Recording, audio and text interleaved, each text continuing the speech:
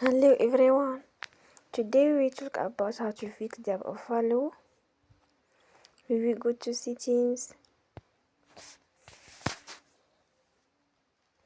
Then we click on apps. After that we search the app Falou.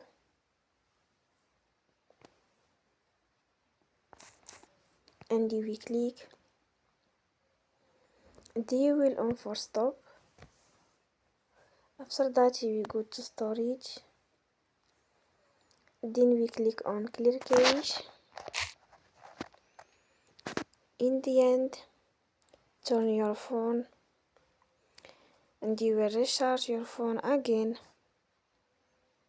Don't forget to support us by like and subscribe.